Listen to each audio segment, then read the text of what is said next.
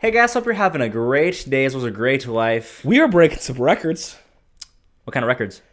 2 new bands, first 2 days of this week. I don't know if we've done that before. If we've done it before, it's a long time ago. Yeah. Or it's maybe been recent. I don't know. I'm talking shit. Either way, checking out some Ramones. Checking out some Ramones. So this is from like the punk era. I do know that. Yeah. He also said not confidently. I've just heard this is punk. This is like I've heard they said a lot of foundational work for the genre of punk. I've heard a lot of people say that like this is your favorite band's favorite band. Yeah. I've heard that a lot. So it's like, okay, very intriguing concept. You know what I mean? right. So I figure, we're on the hunt for these bangers, Yeah. and I'm hoping they deliver. Yeah. I've seen a couple comments for this one, and I've had a couple friends tell me to check this one out. So that's the deal on that. With that being said, let's get into it. And cheers, guys. Another video getting blocked. So you know the deal. The reaction will be at the end of this. But for those who want to see the full thing, Full thing is on Patreon. Link in description for free. Just click over there and watch. It'll be the first one. All that good shit. we'll catch you later.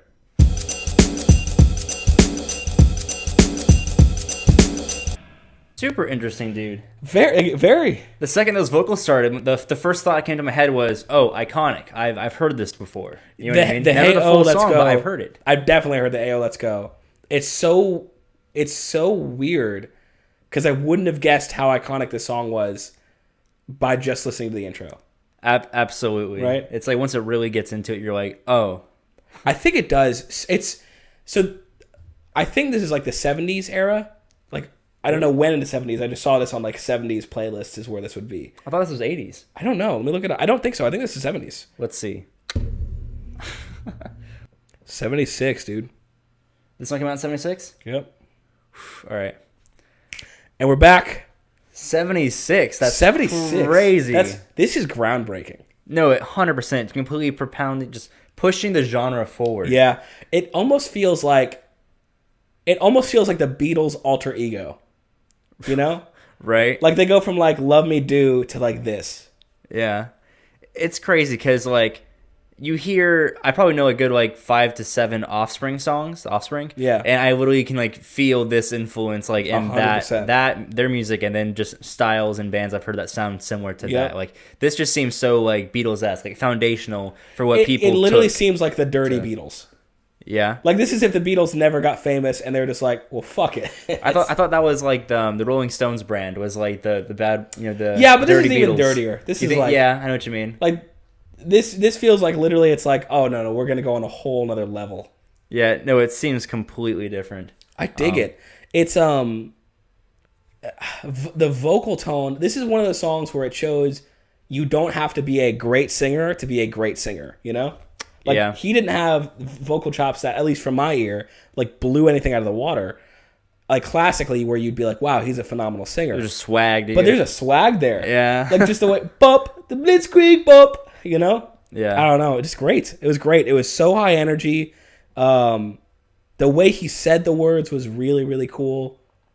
Like just his whole tonality, the whole atmosphere of the song felt very cool. And the subdued drumming. Like I know punk is known for not like virtuistic musicians. It was kind of like a counterculture to that. Like, we're going to focus on the energy and the atmosphere of it. It's a lot like, I know probably there's not a lot of you who are into like modern rap music, but that is one of the big things that went on for quite some time in like the last 5-6 years. Yeah. Was in the rap industry having the same sort of thing where it's more about the energy and feeling of it than it is about lyrics or stuff like that, which a lot of people don't like.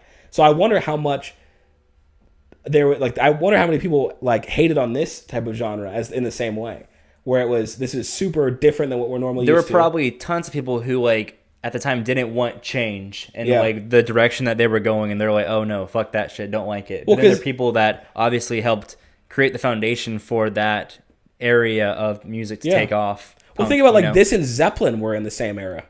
Right? So it's that's like crazy. Very, very different. 100%. So Completely different goals. different goals, and so it's cool to see somebody like paving their own way in such a different angle. Because it'd be easy to just kind of go along the same path and just be like, I'm going to be another Zeppelin. I'm gonna Add be your own another- twist to it. Yeah, and kind of just be derivative. This feels very different. I liked it a lot. 100%. I liked it a lot too. With that said, so my one thing that I wasn't huge on Sure. was honestly just certain areas, how it felt, gave me the feeling of like it was like dragging on almost, certain sections. Like with what they were doing, I liked it a lot, but then there's certain sections where it just kept going and going and going. You know what I mean? Where I was like, okay, but then towards the end, they brought it back in a comforting way to where it almost like corrected it, but I still would have, like, if I have a choice, I prefer to not have that feeling where I'm like, okay, it's dragging on a little bit because I want to love it so much. You know I don't know how and I do. I don't know how often I'll listen to this song. But when it comes on, I think it's a banger for sure. Absolutely. I think this slaps. The song has a time and a place. I'm just saying that would be something that would prevent it from like giving it S tier or something like that. Oh, for sure. It would also prevent me. I think exactly what you're saying is what would prevent me from listening to it on a regular basis.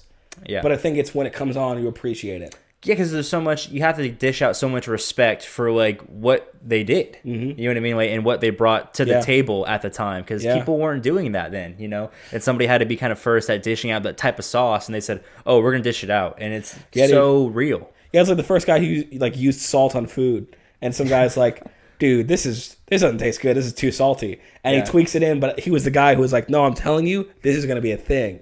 And it was a thing. So he brought a whole different seasoning, a whole different style. He changed the game in his own right. So that's awesome. So what tier are we going to put it in, Alex? I think this is A tier. I think it's A tier too. I see no reason. I think the main reason why I wouldn't bring it to A plus is that draggy feeling. Because I feel like an A plus song can have that draggy feeling. Yeah. But with that, if somebody would argue A plus or S tier in regards to the cultural influence it had on the genre, I could see the type of argument, but that's not enough. Here's what I'll say. I 100% believe this song inspired S tier songs. 100% agree. So just because this isn't an S tier song, without this song, I guarantee there are some S tier songs that would not exist. And I feel like this is probably inspired by some S tier songs. It's true as well. It's true. Because like when you do this type of groundbreaking stuff, you have to have had inspiration from some cool ass places, I would think. And probably and honestly, there's probably, and we have a lot of fans from the UK. I think this is from the UK. That's what I'm guessing. Yeah. Well, like UK, like Australia, US. Then a bunch of Europe randomly. Yeah.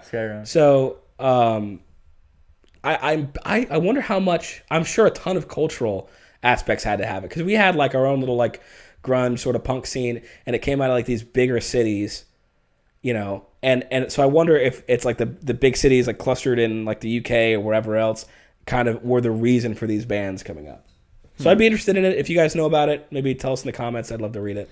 Either way, it was super dope. I feel like they got something way cooler down in the catalog, and that's also another reason why I can't give them A plus. Because I know they got more. They got some sauce in there that we have not. Where I won't get that feeling of drag. It's true. Know? So with that said, do they have other songs that we should check out, or other bands in the same genre or that were inspired by them? Either direction. But yeah, cool stuff. Let's hit it.